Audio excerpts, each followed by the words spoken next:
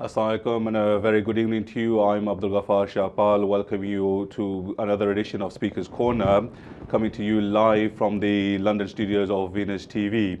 As always, I've got two guests on the show tonight. My first guest is the president of the Luton branch of the Kashmir National Party, Mr. Ishtiaq Ahmed. Assalamu alaikum and welcome to Speaker's Corner, Ishtiaq. Good evening. My second guest is a British-born Kashmiri from Watford, Mr. Kasser, Abbas. Assalamu alaikum and a very warm welcome to you to Speaker's Corner, Kasser Sahib as well. Thank you. Tonight's topic to be discussed is the Kashmir struggle and the role of British Kashmiris. If you have any thoughts or questions that you would like to share with us, you can do so by dialing the number that you see on your TV screens. However, what I would like to suggest is before you ring, could you please turn the volume down on your TV sets and listen to myself and my guests talking to you over the phone line, which will make it easier for us to communicate. And I look forward to receiving your calls tonight, and so do my guests with your views. I'll address my first question to Ishtiaq Sahib. Ishtiaq Sahib, although you were born in Kashmir, you arrived in the United Kingdom at a very young age. Would you like to tell us what motivated you to get involved with the Kashmir struggle? Well, I came here at a very young age, and it was during the 1980s when Maqbool Butt hanging took place, and later on the uprising of the Kashmir issues in the whole of Kashmir. Over a period of time, I also met Abbas, who is the Kashmir National Party chairman. We had a lot of discussion over the Kashmir issue, and in the recent years, we met up further and got involved further. Right, so basically when you arrived, as I say, it was a fairly young age, so you weren't really aware of any historical backgrounds of where you came from, and it was solely with the hanging of Maqbool Butt Shaheed Sahib that you realised this was your original country of birth, and that's how you got involved. And then you mentioned it was Abbas Butt Sahib that you had the initial chat with about Yes, Kashmir, I mean, that's a quite interesting story on that one. Yes. I met him during a pilgrimage, Hajj in 2003. And he was heavily involved with the Kashmir cause, and I did learn a lot from him. But obviously, over a period of time, we lost contact, and recently we met up again, and we sort of started on the Kashmir issue cause. Okay, okay. What I'd like to get on to tonight, gentlemen, both of yourselves, is because we're based here in the United Kingdom, and also other people living around the world, so particularly the Western world. What I want to draw the attention to is why the West refuse realistically to act over the Kashmir issue. First of all, would it be to do with their relations with India as an up-and-coming country with economic strategies, or would it be something else? Kasser, perhaps you'd like to come in on that first. Bismillahirrahmanirrahim. The West coming into this issue, I think they're in this issue already. The influences they have over Pakistan, the influence they have over India, it makes them a big player in this issue.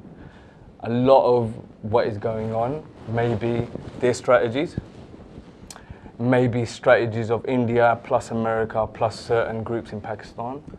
I wouldn't know.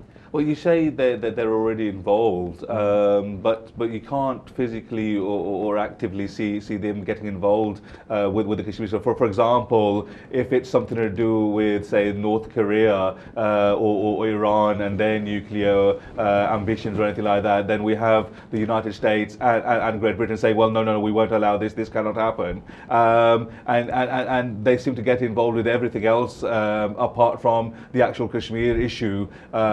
Not even mentioning the United Nations resolutions or anything like that to do with Kashmir. Would that be because they want to keep both India and Pakistan happy and not rock the boat, so to speak? First of all, America is involved. From what you've just said, them not mentioning it in the United Nations or not pointing it out at all just shows that they're involved, because a dog dies in some Jewish house in Israel, and then America will talk about it, but millions of people will die in Kashmir and America doesn't talk about it, or raise it in the United Nations, or any other, meetings that they have the big fishes wherever they are. So them not mentioning it is a clear sign that they are involved, but they don't want to mention it. Mentioning it will not benefit them. What will benefit them is these two big countries, they were once together, fighting. And as long as these two countries carry on fighting, then the West will be happy. Because Kashmir itself is the pawn for this whole game. Right. And this game of chess is being played with Kashmir, and they're the center. You only have two people playing it, but at the moment there's three, because you've got Pakistan, India, and you've got Kashmir right in the middle. And that is because it's benefiting certain countries that, in a way, control the world. Ishtiaq, I think what Kasser is trying to get towards is that they play this sort of hypocritical game where they want to use their influences over India and both of Pakistan for the benefits of the West, rather than try to solve the Kashmiri dispute. Would you go as far as to agree with that, or? Yeah, I mean, as far as the West is concerned, they certainly have their interest in the subcontinent, and certainly as far as the Afghanistan was concerned, Iraq is concerned, they have their own self-interest there. In terms of how much influence America has on the whole situation in Kashmir, you have to remember that India has a lot to offer. It's got 1.5 billion population, that they're already going out there using the economic power, sending business out there. So India itself has its own interest in Kashmir.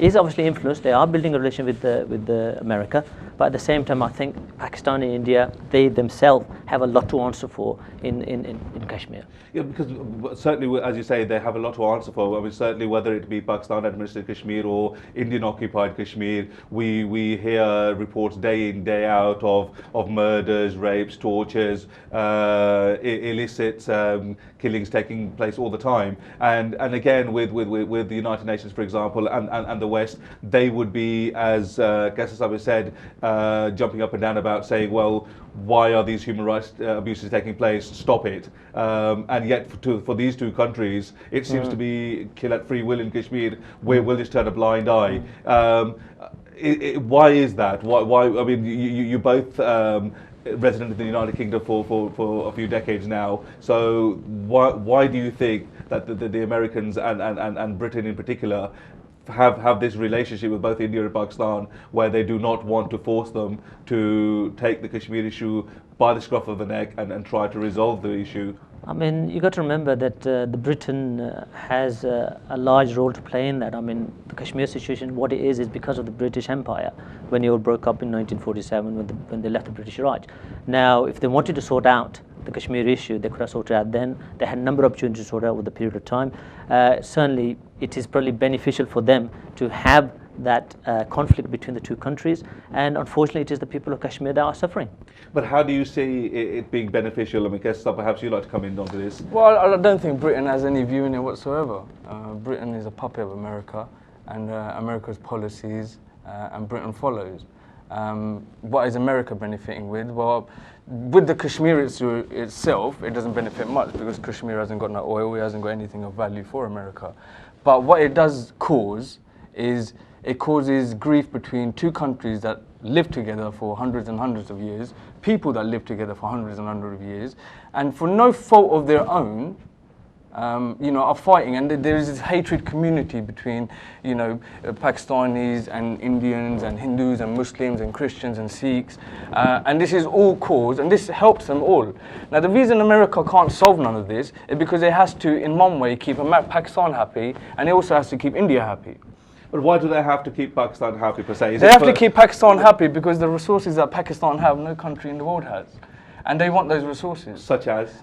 Such as rice, such as cotton, such as silk, such as gas, such as oil, such as gold, such as the Tar Coal Valley, such as the recent gold mine would it not be fair to say, rather than those particular resources, it's because of, is it 100,000 troops that are in Afghanistan at the moment, battling their way through. Pakistan is surely more strategically placed for the Western countries for that purpose rather than any. That is correct in a way, but I mean that is very difficult. For that to happen, you're expecting China to just sit there and do nothing. Now, the reason America completely isn't in the subcontinent is only because of China. If China was not there and China was not the superpower that it is, okay, America would already be there, flag waving everywhere in the ground and saying this little piece is America's and we're going to control this and we're going to run the whole subcontinent from this area, which is what they've been trying to do with Gwadar and certain other facilities and Blackwater in Islamabad. But you can't do it on the mass scale that they would like, is because China will not let them. So you're not saying that Pakistani territory is being used by the Americans and the West for the Afghan war or the so-called war on terror, but there's even yet another ulterior motive. Is that what you're trying to say? I mean, the war on terror, that's a different conversation. The war on terror, it spans everything. We can't even talk about but that. Regarding to Kashmir itself, if it's terror, then obviously there's terror in Kashmir every day. Who is causing terror in Kashmir? This is the question. This tyranny, where is it coming from? Is it coming from the Indian soldiers, the Pakistani soldiers, certain groups who actively promote terrorism, who one could say are getting funded by who, you may ask? I'll leave that question up to you, and I'll leave you to answer it and find out for yourself. Well, perhaps Ishtiaq would like to come in. Maybe he could do. Yeah. I mean, you've got to remember the Kashmir issue up until 2000. It had a lot of international media attention, especially the uprising and so forth, and Maqbool Butt's hanging. So that the Kashmir was at the international stage. But of course, what happened in 2000 was 9/11. Now we can talk about various conspiracy theories behind what happened, who did it, and so forth. But the fact of the matter is, what that allowed to do for the West in particular, and for the benefit of India and perhaps Pakistan, is that it pushed the Kashmir agenda many years back to where we were. Today, you look around, we talk about the British youth, as you say. So are you saying with 9/11, it was more a case of 9/11 was the bigger fish to fry, and therefore everybody's attention was diverted to that rather than the Kashmir issue? But prior to that, in your opinion, Kashmir was being highlighted? Of course. I mean, Kashmir was on the international agenda. It was something that was mentioned in the United Nations on a regular basis. But of course, 9/11 changed a lot of things, not just for Kashmir, but Kashmir was a casualty, of course. And now I think as a result, Kashmir became less and less in the international eye. So therefore people are not aware of it. So therefore even in the UK, I mean, we go back to the original topic that you mentioned about the British youth, what do they know and what role they play. The reality is they play no role. Do you think they play? I don't think they do. Is that due to lack of information being supplied by the political parties of Kashmir itself, or the Kashmiri elder people not educating their own children in this country about their roots? Do you feel it's that? Oh, absolutely. I agree with you in that one. There is absolute, as I say, when I was growing up in the 80s, going through school, it was just hold that thought for a second. We have Abdul Rashid Saab on the call. We'll say assalamu alaikum, good evening to him. Abdul Rashid Saab, welcome to the program. Assalamu alaikum. Wa alaikum salam. जनाब बात यह है कि मैं अब्बास जो आपके मेहमान हैं उनसे बात उसमें it's sad to hear that all Arab people are full of conspiracy theory. They all believe in it. Matter of the fact is that if the Kashmiri get together, we will get everywhere. But because we don't get together and we are frustrated, and every Kashmiri is saying, oh, conspiracy theory, it's nothing to do with America or Britannia. It's we are at fault. Because what happened, look at behind you, Kyrgyzstan, every nation has not been educated by people. Half of them don't even know what problem is. So you believe it's a conspiracy theory that's being portrayed. But who is portraying this conspiracy theory, Rashida? Would you like to elaborate a little bit on that? Can you say, elaborate on what? Sorry, you're saying that it's perhaps a conspiracy theory and the information is not being given to the right parties, and the Kashmiri youths who are living in the United Kingdom. 99% of Kashmiri we always say is America, England. Why does it have to be England? England left in 1947. Yes. Why does it have to be England again? Why can't we do everything ourselves? But basically what you're saying is we should not leave it to 90. Sorry.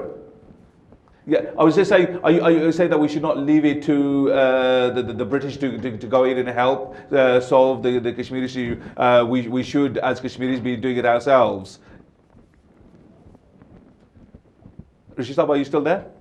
I'm still here, yeah, I'm still here. Yes. Sorry, I was just trying to say, are you trying to say that we should not just leave everything to the British, but we should, as Kashmiris ourselves, try and highlight the situation and get a resolution to the problem? Is that what you're saying? What we need is educate our own young people. Right. That's the most important thing. And I mean, look, in fact, in Azad Kashmir, so-called Azad Kashmir, all the history is taught by Pakistani history, not even the Kashmir history. As I said, 57% or 80% doesn't even know whether Gilgit-Baltistan is part of Kashmir or Pakistan. That's why no elections taking place. This is 11th election which happened on last month. Right. And every time, I mean, we need to fight our struggle ourselves, not Pakistan or anything else.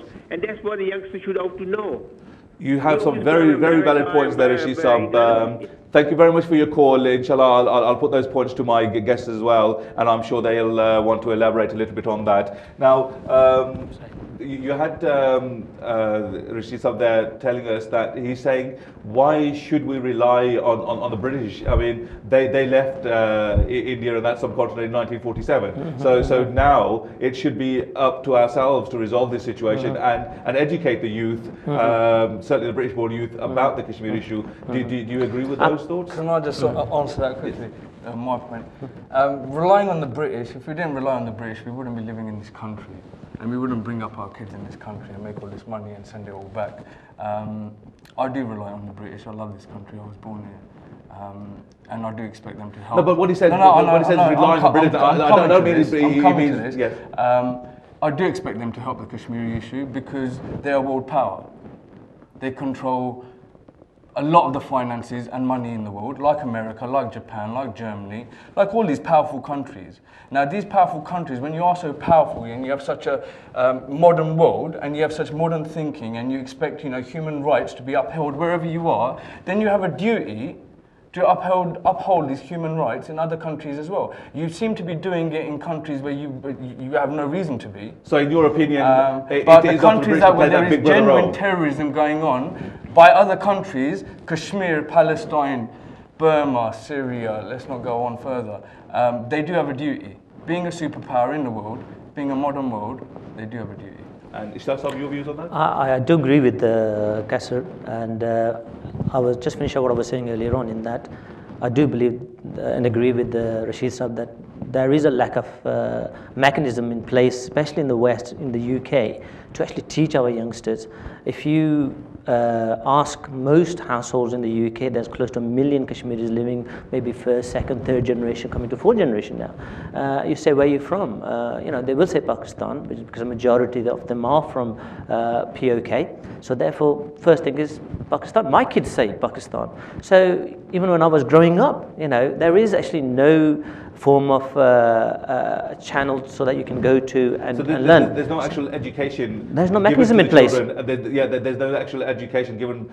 Would you blame the parents for that, not telling their children where they originate from, or because I mean the other thing Rashid Saab mentioned on the call there was that certainly even in Pakistan, the history is taught in a way that they always say that Kashmir is part of Pakistan. They do not say that the Kashmir should be an independent state or was an independent state, and I'm assuming that in Indian occupied Kashmir or in parts of India they'll do exactly the same. So who do you believe should be educated in the Kashmiri? Well, don't be fooled by the fact that what's big surprise that India and Pakistan do what they do.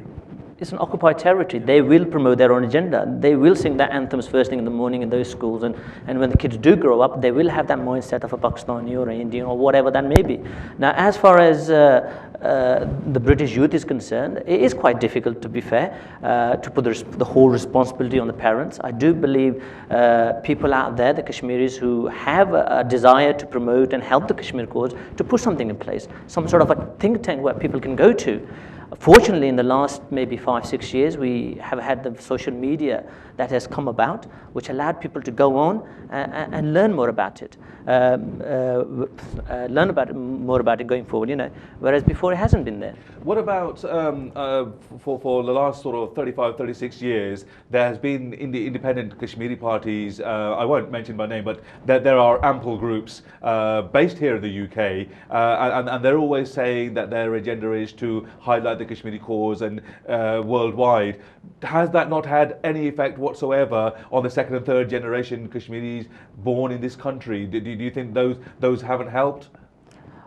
No, I don't, because what I have found when I recently attended some functions as far as Kashmiri independence movement is concerned, it's pretty much the elder generation that continuously tries to push the movement agenda forward. Generations here, I can relate to my own close family members who absolutely have no desire to be part of the Kashmir cause. Why should they? Their life is here as far as they're concerned. Somehow we have to convince them. We have another call on the line. Kasser, I'll come back to get your views on that. Ji, we have Riyaz Sahab on the call. Assalamu alaikum. Good evening. Assalamu alaikum. Wa alaikum salam. Ji Riyaz Sahab. आपको और आपके मेहमानों को सलाम। मैं एक छोटी सी चीज आपसे पूछना चाहता हूँ। जी सर। आपकी बातों से महसूस ये होता है, क्या आप इस नजरिए के हामी है कि आजाद कश्मीर अगर ना होता तो ये अच्छा होता? ये आप उससे खुश नहीं नजर आते? नहीं, खुशी की बात नहीं है ना जी। If Kashmir is an independent state before 1947, then why should it not be an independent state now? India got this independence. ये से इत्तेफाक करता हूँ, लेकिन जिस तरीके से आप बातें कर रहे हैं, इससे यही महसूस होता है कि कश्मीर अगर जैसे इंडियन ऑक्यूपाइड होता तो आप समझते हैं कि ये बेहतर होता कश्मीरियों के लिए? No, that's why you're wrong, you see. The purpose of this program is, and we've said many times before, it's always a situation where we're saying is Pakistan should not be occupying any parts of Kashmir, and India should not be occupying any parts of Kashmir. Kashmir should be a free and independent state, if that is what the people want. I'll let Kasser Sahab get in as well. जी, रियाज साहब थे। रियाज sir, मेरे ख्याल से आप programme देख रहे नहीं हैं सही, क्योंकि हमने कोई ऐसी बात नहीं की जैसे कि हम पाकिस्तान के साइड पर हैं या इंडिया के साइड पर हैं। साइड तो हम किसी पर नहीं है, साइड तो हम कश्मीर पर हैं। ये प्रोग्राम ये कह रहा है कि यहाँ की जो हमारी यूथ है, जो यहाँ पैदा हुई है, जो यहाँ आए हैं, जो सेकंड जनरेशन, जो थर्ड जनरेशन है, उन्हें क्यों नहीं अपने मुल्क से प्यार? उन्हें कश्मीर के बारे क्यों नहीं पता? उन्हें मकबूल भट्ट का क्यों नहीं पता? उन्हें जो है ना ब्लैक फ्राइडे का क्यों नहीं पता? उन्हें क्यों नहीं पता कि पाकिस्तान आया था कश्मीर में? उन्हें क्यों नहीं पता कि महाराजा ने क्या डील की थी नेहरू के साथ? उन्हें ये चीज़ें पता होनी चाहिए। ये हम माँ बाप का काम होता है कि उन्हें पहले तो ये एजुकेट करें कि जो है ना हम कश्मीरी हैं, लेकिन जब भी हम जाते हैं ना कि तुसा कितने झूले हो, तो मैं पाकिस्तान झूला हूँ, इस्लामाबाद लैंड होता, लेकिन पाकिस्तान में रहते नहीं है। इस्लामाबाद से सीधी वहाँ से रिक्शा जो है ना कैरी डब्बा होता है, वहाँ से बुक की होती है, तो सीधा जो है ना मिरपुर या डडियाल वहाँ जाके पहुँचते हैं। तो पाकिस्तान हवा भी जो है ना सिर्फ 2 घंटे की होती है। जी, we have next caller on the line. I'll get back to yourself in a minute. Ishtiaq sahab. Ji, Abdul Quddus sahab, assalamu alaikum. Good evening to you. अस्सलाम वालेकुम। वालेकुम सलाम। जनाब, कश्मीर में हमारी गल हुई रही है जी। Kashmir, should be not part of Pakistan. It should be independent state. Okay. And the guy said before 47, Kashmir wasn't occupied by, was an independent state anyway, by Maharaja, ruled by Maharaja Hari Singh. Yes, it wasn't a part of British India. It was a British Indian state. Yes, that's correct. And that's exactly what this program is about. And that's exactly why we try to discuss the issue of Kashmir and say it should be an independent state as it was and should not be, I don't know whether people get the idea of, we keep saying it should not be occupied by Pakistan. What we keep saying, and we reiterate every week, is we believe it should not be occupied by either Pakistan or India, but it should be a self-governed independent state as it was prior to 1947. Thank you very much, Quddus sahab, for your call. I'm being told by ear that it's time for a break. Again, the program is going past very quickly. We'll take a very short break and then we'll hear a bit more from our guests and we'll elaborate on the cause. Keep watching Venus TV. Thank you very much.